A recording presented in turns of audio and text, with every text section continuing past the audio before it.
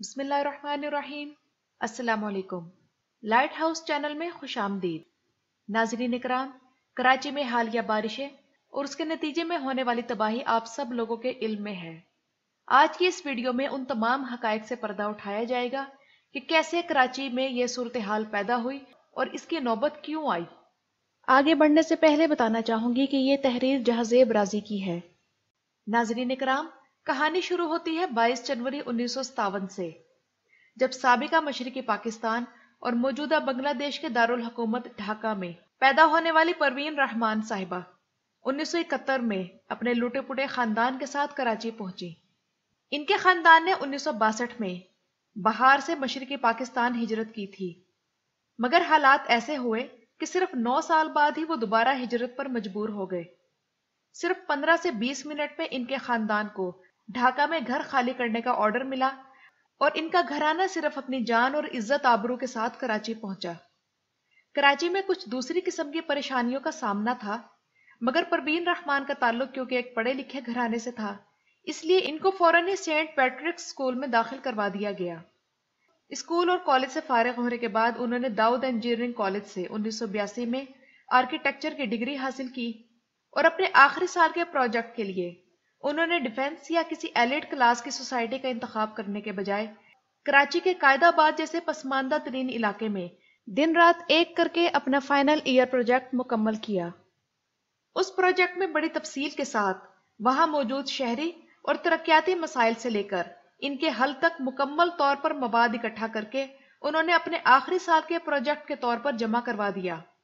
ایک سال بعد ہی یعنی 1983 میں اختر حمید خان، جو کہ اورنگی پائلٹ پروجیکٹ کے ڈائریکٹر تھے، انہوں نے اس ہیرے کو تلاش کیا اور اپنے ساتھ پروین رحمان کو جوائنٹ ڈائریکٹر لگا دیا۔ اورنگی ٹاؤن کراچی کی وہ بستی ہے جہاں سب سے زیادہ مہاجرین آ کر آباد ہوئے۔ انہوں نے بڑی تحقیق اور محنت کے بعد اورنگی ٹاؤن کی گلیوں میں گھنٹوں خوار ہو کر ہر گلی کا نقشہ اپنے ہاتھ سے بنایا اور وہاں کے لوگوں کو اپنی مدد آپ کے تحت سیوریج لائن انتہائی سستے طریقوں سے ڈالنا سکھائی۔ انہوں نے عام آدمی کے ساتھ بیٹھ کر ان کے گھروں میں جا کر ان کی تکلیف محسوس کی اور 1986 میں انہوں نے نیدرلینڈ کے انسٹیٹیوٹ آف ہاؤسنگ سٹڈیز سے ہاؤس بلڈنگ اور اربن پلاننگ میں اپنا پوسٹ گریجویٹ مکمل کیا۔ ناظرین کرام، انتہائی ماڈریٹ گھرانے سے تعلق ہونے کے باوجود یہ لڑکی جو دنیا کی چکا چوند دیکھ چکی تھی، پھر بھی کراچی کے پسماندہ ترین علاقے میں رہ کر ان کی مدد کر رہی تھی۔ مگر 1986 کے بعد کراچی اور بالخصوص اورنگی کے حالات بد سے بدتر ہونا شروع ہو گئے، مگر ان حالات میں بھی وہ خاتون روز اپنے دفتر جاتی اور کبھی محلے کے معززین کے ساتھ میٹنگ کر کے انہیں سمجھاتی اور کبھی علاقے کے مکینوں کو احساس دلاتی کہ یہ پسماندہ زندگی آپ کی منتظر نہیں ہے۔ ناظرین اکرام، اب یہاں سے ٹرننگ پوائنٹ شروع ہوتا ہے۔ پروین رحمان کی ریسرچ کے مطابق پاکستان بننے کے بعد اور بالخصوص 1971 کی ہجرت کے بعد کراچی میں کسی بھی قسم کی کوئی ترتیب اور پلاننگ نہیں کی گئی، یہاں تک کہ 2010 تک بھی کراچی اور حیدرآباد میں 4 لاکھ سے زیادہ گھر بنانے کی گنجائش موجود تھی، اور اگر حکومت ذرا سی سہولت فراہم کرتی تو لوگ بڑی تعداد میں کچی بستیاں بنانے کے بجائے وہاں سہولت سے آباد ہو جاتے۔ مثال کے طور پر لائنز ایریا برطانوی فوجوں کی بیرکوں کی جگہ تھی، اسے مزید بہتر بنایا جا سکتا تھا، مگر وہاں بغیر کسی پلاننگ کے لوگوں کو ان کے حال پر بسنے کے لیے چھوڑ دیا گیا، اور اس طرح لائنز ایریا کی کچی آبادی وجود میں آ گئی، اور اسی طرح پورے شہر میں کچی آبادیاں بنتی چلی گئیں۔ پروین رحمان نے اس کے بعد یہ تحقیق کرنی شروع کی کہ آخر کراچی کے یہ نالے کہاں گرتے ہیں اور کہاں سے شروع ہوتے ہیں اور ان کو کن مشکلات کا سامنا ہے۔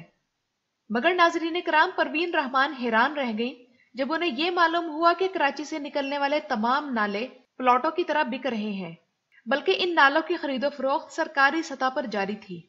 سیوریج کے نالوں سے شروع ہونے والی یہ تحقیق انہیں کراچی میں پانی کی عدم فراہمی کی تحقیق پر لے آئی، اور پروین رحمان نے دریائے سندھ اور ہب ڈیم سے لے کر گھارو، پیپری اور مزید نچلے علاقوں میں جا کر تحقیقات کی تو ان پر یہ حیرت انگیز انکشاف ہوا، جو اس شہر کے حقوق کے نام پر ووٹ لے رہے تھے وہی اس شہر کے حقوق پر ڈاکہ ڈال رہے تھے۔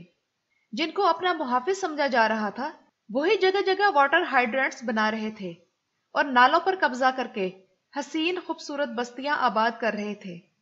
آج سے 10 سال پہلے پروین رحمان نے तमाम सबूत और शवाहिद के साथ बता दिया था कि जिस दिन भी कराची में एक हद से ज्यादा बारिश हुई, उसी दिन कराची के मजाफात और कराची के अशराफिया एक जैसी मुसीबत का शिकार हो जाएंगे।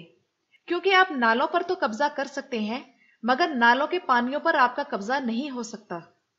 2011 और 2012 में इनकी शाया होने वाली रिपोर्ट्स ने असल में सरकार और वकार दोनों के चेहरों पर से नकाब नोच लिया था। इसलिए पहले इनके दफ्तर में घुसकर लोगों को धमकियां दी गईं और बिलाखिर 13 मार्च 2013 को 4 मुसल्लह अफराद ने परवीन रहमान को गोलियों से भून डाला। नाज़रीन इकराम, परवीन रहमान का ये जुमला सोने से लिखे जाने के काबिल है कि इस शहर का मसला मेगा प्रोजेक्ट्स नहीं बल्कि मेगा मैनेजमेंट है। अब इस सूरत हाल में 1100 अरब छोड़े 2400 अरब रुपए के पैकेजेस का भी ऐलान कर दिया जाए, फिर भी कराची का कुछ नहीं होने वाला, क्योंकि शहर को मेगा मैनेजमेंट की जरूरत है। इस शहर को आज परवीन रहमान जैसे दर्द दिल रखने वाले चाहिए, जो कराची के लोगों को अपनी मदद आप पर लगा दें और जो कम से कम मसाइल में ज्यादा से ज्यादा मसाइल हल कर सकते हों, जिनके पास टीम हो, विजन हो और सबसे बढ़कर अमानतदारी और दयानतदारी हो। मुझे जरूर बताइएगा कि आप लोगों को ये वीडियो कैसी लगी। शुक्रिया।